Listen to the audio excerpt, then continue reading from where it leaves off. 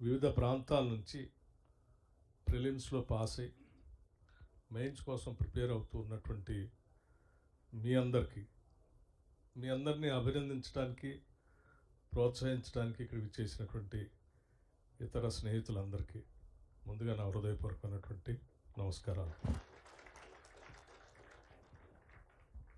మీ సమయం చాలా విలువైంది.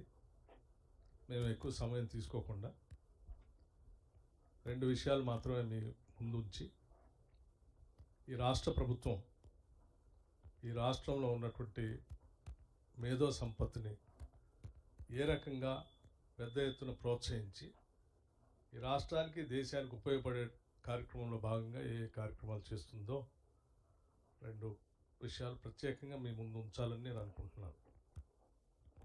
అందులో మొదటిది, గతంలో ఈ రాష్ట్రాన్ని పాలించినటువంటి వాళ్ళు ఎవరు కూడా ఆలోచించిన విధంగా ఈరోజు రాష్ట్ర ప్రభుత్వం, రాష్ట్ర ముఖ్యమంత్రి శ్రీ రేవంత్ రెడ్డి గారి నాయకత్వంలో మంత్రిమండలి మొత్తం ఆలోచన చేసి మన రాష్ట్రం నుంచి యూనియన్ పబ్లిక్ సర్వీస్ కమిషన్ పరీక్షలు రాస్తూ అందులో పెద్ద ఎత్తున ఉత్తీర్ణులై ఈ రాష్ట్రానికి, దేశానికి ఉపయోగపడేటట్టుగా మనం కావలసిన ఆర్థిక సహాయాన్ని వారికి అందించగలిగితే వారికి ఉన్నటువంటి కొద్ది ఇబ్బందులైనా తొలగించినటువంటి వాళ్ళు అవుతాం.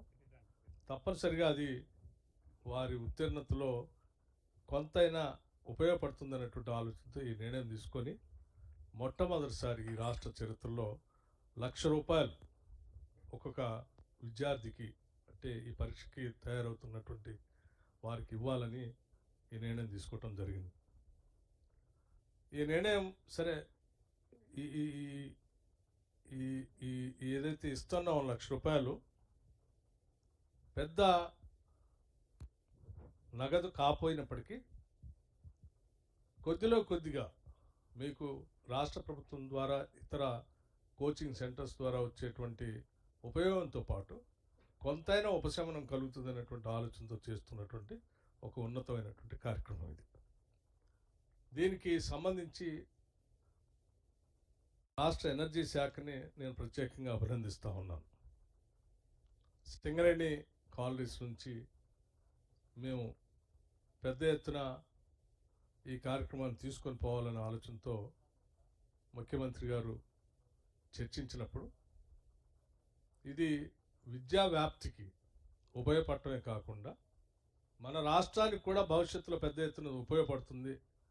ఇందులో సెలెక్ట్ అయినటువంటి వాళ్ళు ఇంకా పెద్ద ఎత్తున మెయిన్స్లో సెలెక్ట్ అయ్యి, ఆ తర్వాత ఇంటర్వ్యూస్లో కూడా సెలెక్ట్ అయ్యి, అంతిమంగా యూపీఎస్సీలో వారు సెలెక్ట్ అయ్యి వస్తే సరే, వారు ఈ రాష్ట్రంలో సర్వీస్లో ఉన్నా, దేశంలో ఏ రాష్ట్రంలో ఉన్నా కూడా రాష్ట్రం గురించి ఎప్పుడు ఆలోచన చేస్తూనే ఉంటారు. దానివల్ల పెద్ద ఎత్తున ఉపయోగం ఉంటుంది అనేటువంటి ఆలోచనతో ఈ నిర్ణయం తీసుకొని ముందుకు పోతూ ఉన్నాం.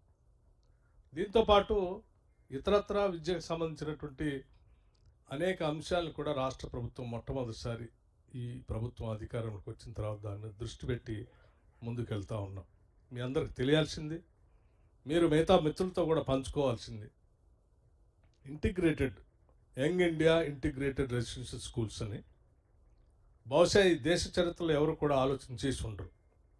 అంత పెద్ద ఎత్తున ఈరోజు రాష్ట్రంలో young India integrated residential schools అని చెప్పి మొట్టమొదటిసారి ఈ మొదటి సంవత్సరంలోనే 5,000 కోట్ల రూపాయలతో ఆ ఇన్ఫ్రాస్ట్రక్చర్ కోసం ఈరోజు మేము ఈ రాష్ట్ర ప్రభుత్వం నిధులు ఖర్చు పెట్టి ముందుకు పోతాం.